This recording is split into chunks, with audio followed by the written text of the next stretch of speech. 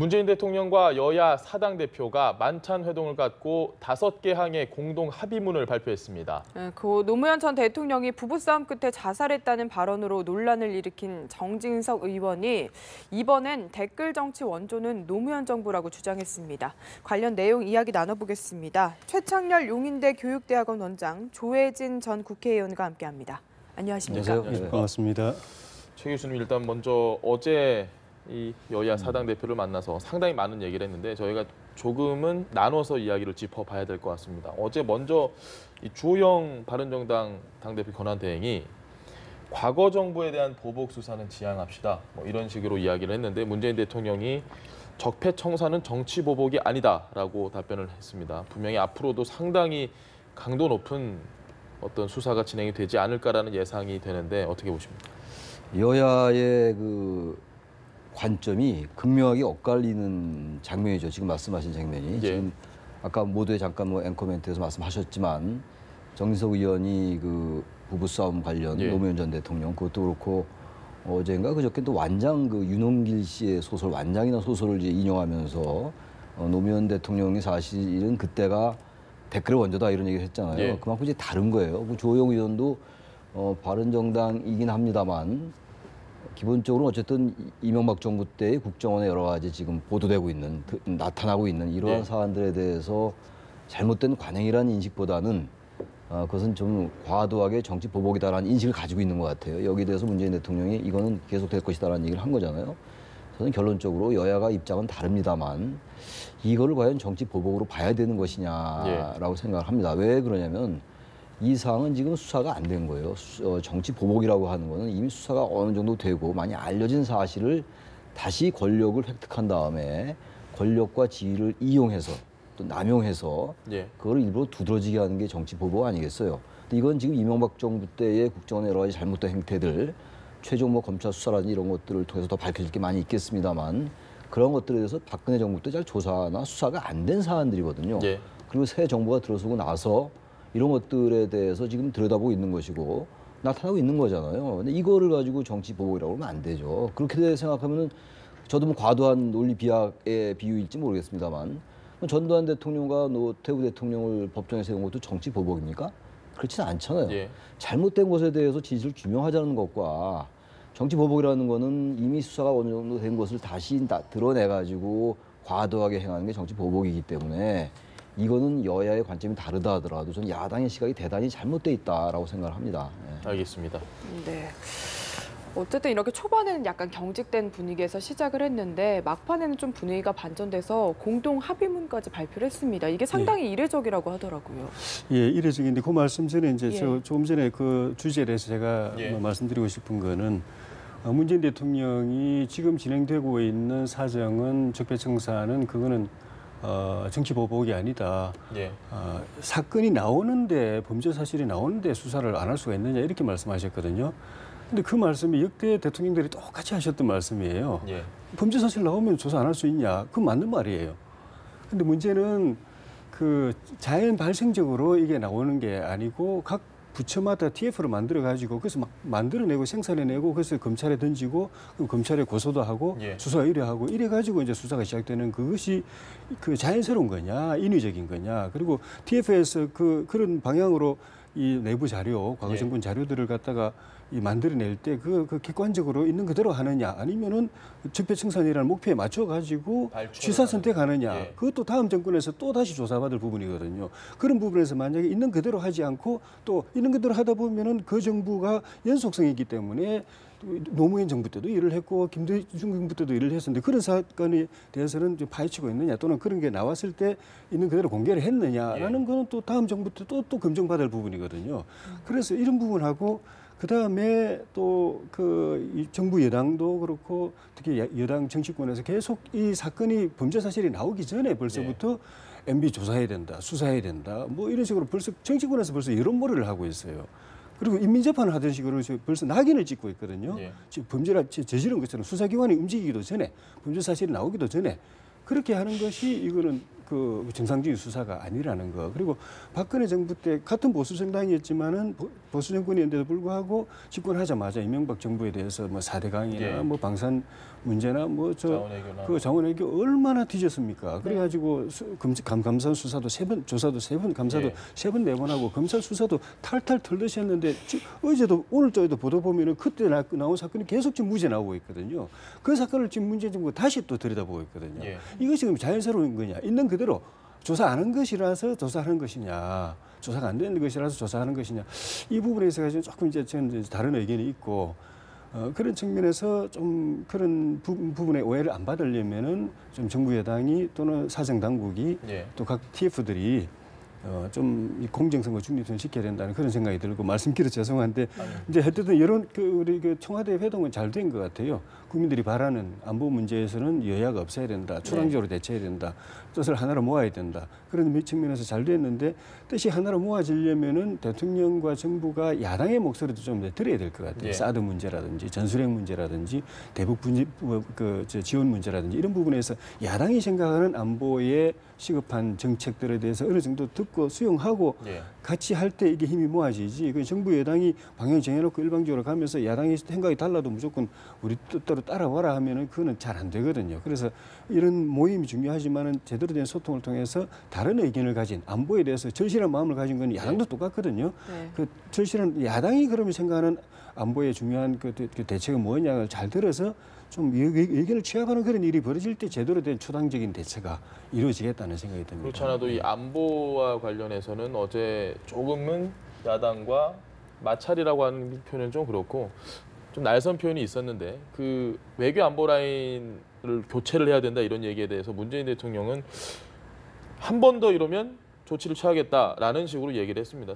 저는 그래서 이제 한 번 더 문제가 생기면 정말로 어떤 인적 쇄신이 필요한 게 아닌가라는 생각을 했는데 어떻게 보십니까? 최근에 안보 외교 측면에서 엇박자가 있는 것만은 분명합니다. 예. 지금 문정인 특보가 또 며칠 전에 한 얘기 있잖아요. 그 부분도 마찬가지고 아무튼 간에 국민들의 인식 속에는 뭔가 좀 외교 안보 라인이 그 내부에서 뭔가 조율되고 예. 어떤 컨트롤 타워에 의해서 조율되고 정제된 이런 목소리는 좀 안 나오는 게 아닌가라는 인식을 갖고 있다고 생각합니다. 그래서 야당이 그 외교 안보 라인을 좀 바꿔야 된다 이런 요구는 야당으로서는 충분히 할 수 있다고 생각해요. 그리고 예. 어제 그 여야 회동 있기 전에도 이미 뭐 그런 얘기가 나왔었잖아요. 특히 예. 안철수 대표가 외교 안보 라인의 전면 쇄신, 교체를 요구할 거다라는 얘기가 나왔던 것, 보도가 됐던 것이고 어제 그 얘기가 나왔던 거예요. 저는 그래서 또다시 이런 부분이 조금 더 반복된다면 예. 외교 안보 라인의 일정 부분에 쇄신은 필요하지 않을까 생각이 들고 근데 일단 어제도 보니까 그 전술핵 부분에 대해서는 역시 생각이 달라요. 예. 지금 이제 홍준표 대표가 불참을 했잖아요.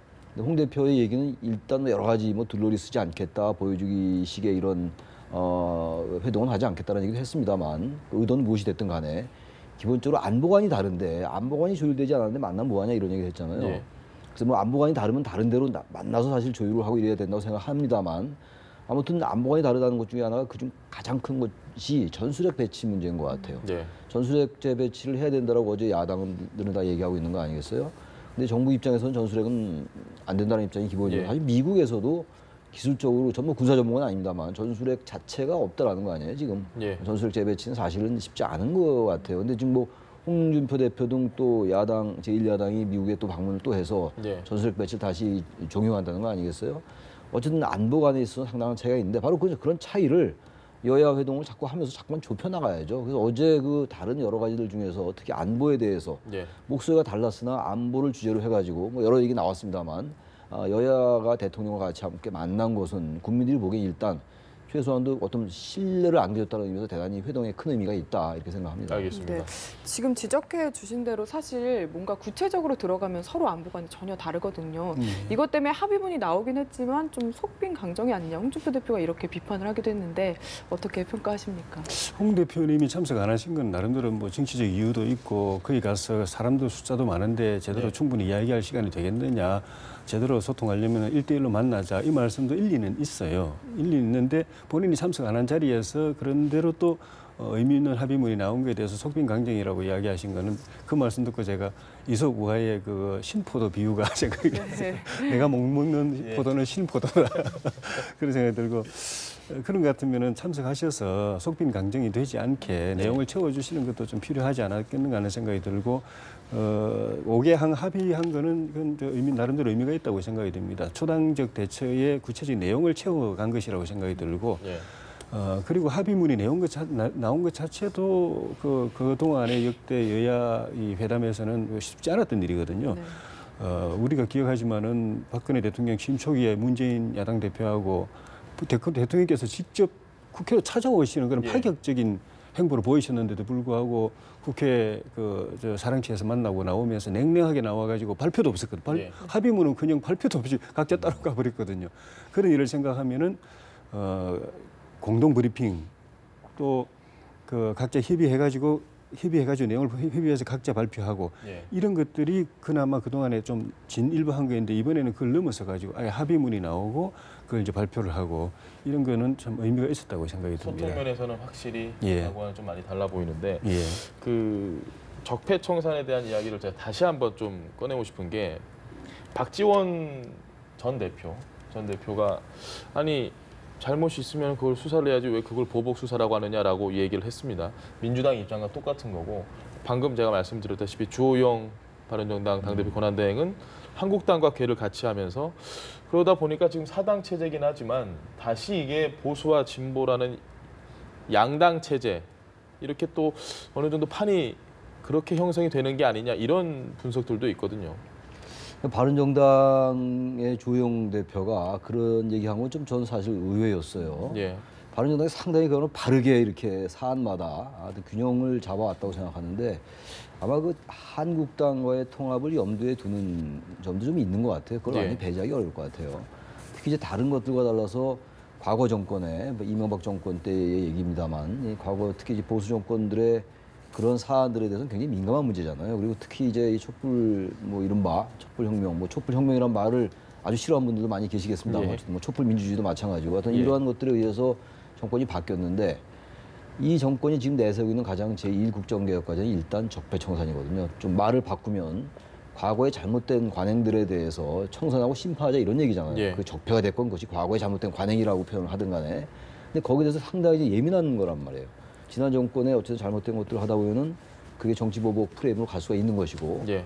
그게 이제 여야 간에 굉장히 쟁점이 되고 있는 건데, 글쎄요, 아까 우리 조혜진 의원 말씀 일리가 있다고 봐요. 그래서 정권 입장에서 볼 때는 상당히 정교하게 그리고 논거에 입각하게 해야 되는 건 맞는데, 분명한 건 일단 그런 걸 다 떠나서 지금 나타나고 있는 것은 그게 어디까지가 진실인지는 또 알아봐야지 알겠습니다만, 문구에 나와 있는 것들을 볼 때는 정확은 높은 거란 말이에요. 예. 그렇다면 그건 분명히 잘못된 것들이거든요. 어떻게 군사이버사령부가 그런 댓글 심리전단이 나오고 대북 심리전이 아니라 대남 심리전 같은 느낌이 들 정도란 말이에요. 예. 어떤 한두 개 사안은 그냥 뭐 100번 양보해서 그럴 수 있다고 치더라도 대단히 조직적이고 광범위하고 다양하게 그리고 아주 복잡한 층에서 이것이 나왔잖아요. 브레인스트 문제도 있고 그다음에 뭐 이른바 방송장악 문제도 나오고 거기 뭐 언론인도 나오고 말이죠. 뭐 아나운서, 뭐 PD 다 나오는 거 아니에요? 네. 대단히 잘못된 거죠. 군사이버사령부가 아무리 국정원이 100번 이해해서 그런 점이 있다, 조금 있을 수 있다 싶더라도 이게 너무 그 도를 넘어버리는데 그 중에서 물론 과도하게 흘린 면도 없지 않아 있을 수 있다고 예. 생각합니다.